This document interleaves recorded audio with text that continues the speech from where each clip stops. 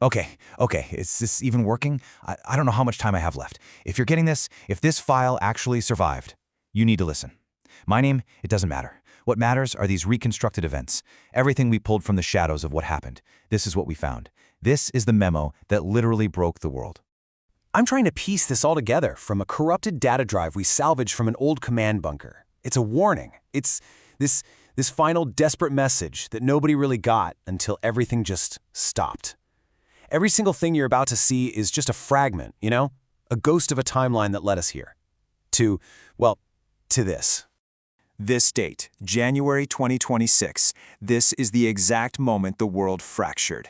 It's the day the memo got out. I mean, before this, sure, we had our problems, who didn't? But there was order, there were systems. After this date, everything went dark. The memo didn't just cause a little panic, it confirmed all of our worst, unspoken fears. For years, the official line was that any anomalies were contained, that everything was stable. But this memo, once it leaked, it changed the threat from some managed problem to an immediate, existential crisis. It proved they knew the whole time.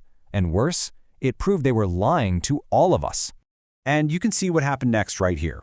Before the leak, things were stable. We trusted the people in charge. After, it just plummeted. Riots, markets crashing, the power grid flickering on and off. And now? Well, now the index isn't critical. It's basically zero. The entire global order didn't just collapse, it just evaporated. This is what one single memo did to us. So, let's actually look at the file itself. At first, everyone thought it was just some internal document, but it wasn't. No, it was a blueprint, a horribly simplified, almost childish drawing for how everything would end. It was a warning that we all saw, but we didn't really understand until we were living inside of it. It's all right here, laid out in these crude little stick figures. It starts with a secret, something known only to a handful of people. Then you see the scope. This thing was global. And the secret itself? A prisoner. Something absolutely massive, locked away in what they called cryostasis. But the prison was failing. The ice was cracking. And the final, most terrifying drawing, the people who knew everything, the scientists, they're running. They knew they couldn't stop what was coming. Okay, so the memo warned us the containment was failing. But why? What was the trigger that set this whole catastrophic plan in motion?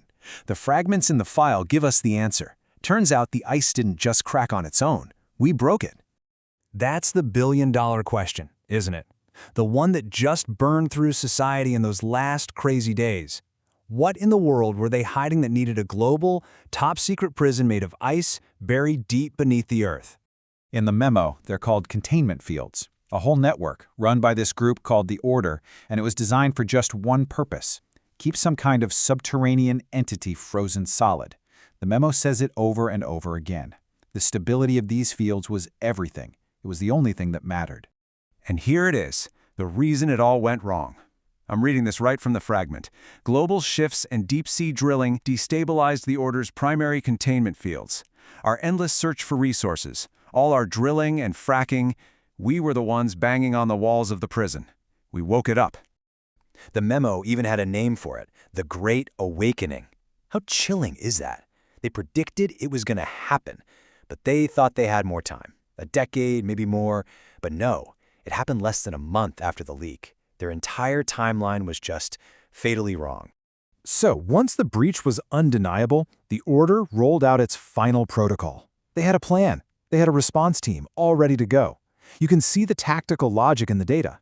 But it was a plan for a problem they'd already lost control of. And, of course, they had a protocol. A neat little plan on paper. Mobilize elite soldiers, send them out to all the containment sites, get the cryostasis back online, and, oh yeah, neutralize any threats. On paper, it's a perfect by-the-book response. But it didn't matter. Not one bit. They were simply too late. The tactical logs we managed to recover from the deployment teams, they just go silent. All of them. Those soldiers they sent in, they weren't a response force. They were just the first to get wiped off the map.